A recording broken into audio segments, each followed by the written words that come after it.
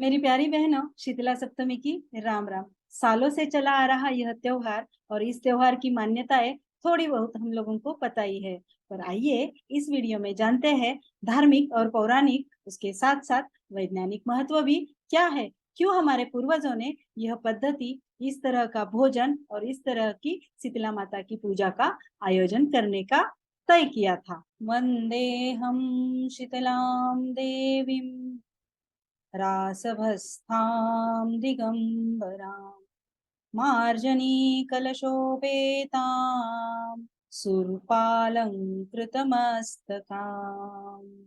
इस श्लोक का अर्थ है, गर्दभ यानी गधे पर विराजमान, हाथ में झाड़ू तथा कलश धारण करने वाली, सूप से अलंकृत मस्तक वाली भगवती शीतला माँ को मैं वंदन करती हूँ। हिंदू पंचांगानुसार चैत्र माह की होली के बाद 7वें दिन आने वाले त्योहार को शीतला सप्तमी नाम से जाना जाता है।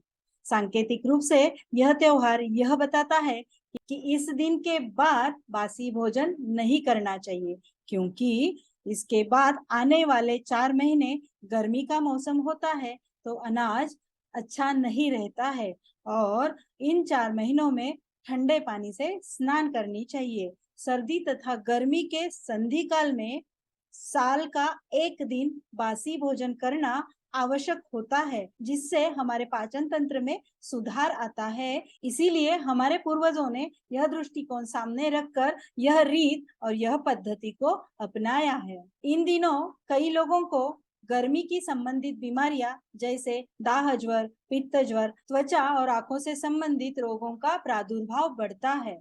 इसीलिए इस त्योहार का खान पान उसी प्रकार होना चाहिए। हमारी जो शीतला माता की प्रतिमा है, उसके हाथ में मार्जन अर्थात झाड़ू है और एक हाथ में कलश है। झाड़ू का होना यह संदेश देता है कि हमें स्वच्छता रखनी है और कलश का होना यह संदेश देता है कि जहाँ पर स्वच्छता है वहां पर समृद्धि भी अपने आप आती है।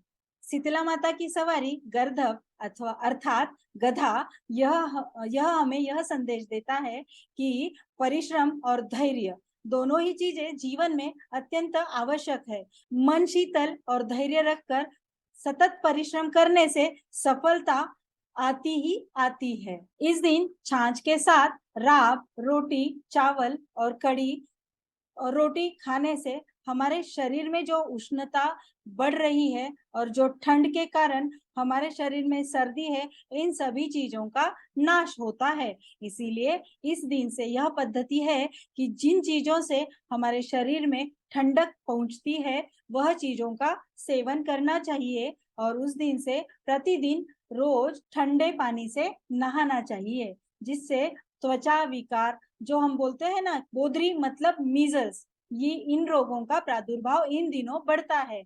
और इन दिनों हमें, अगर हम लोगों ने सुयोग्य केयरली रोज ठंडे पानी से नहाए, तो इस प्रकार के रोग नहीं होंगे।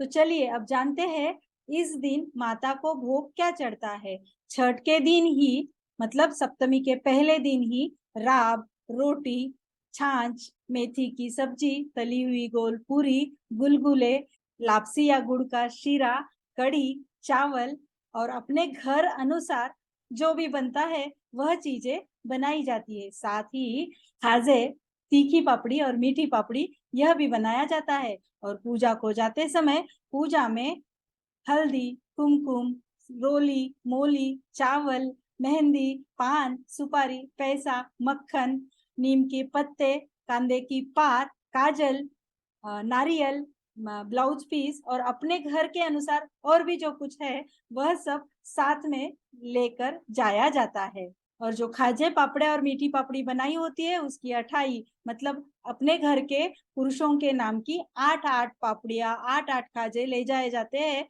वहां पर चढ़ाकर 4 फिर से उठाए जाते हैं और 4 वहां छोड़े जाते हैं और वह 4 प्रसाद के रूप में खाए जाते हैं। माता की पूजा कर माता को यह मांगा जाता है कि माँ, तुम्हारे जैसा ही ठंडा ठंडा हमें भी रखना और मेरे घर पर आपकी कृपा दृष्टि बनाई रखना।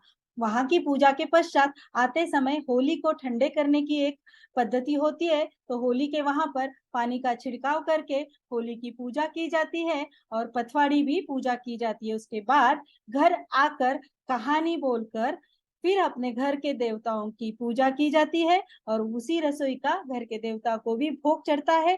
उस दिन किसी भी प्रकार की गर्म चीज का सेवन नहीं किया जाता है, क्योंकि उस दिन घर का गैस यानी चूल्हा बंद रहता है और वो दूसरे दिन सुबह नाश्ता करने के बाद ही हम गर्म चीज का सेवन करना चाहिए, ताकि हमारे लिए वैज्ञानिक और धार्मिक दोनों मान्यताओं से परिपूर्ण यह दिन विशेष महत्व रखता है। उसी दिन मतलब सप्तमी के दिन दोपहर में जवारे बाने की भी पद्धति प्रचलित है।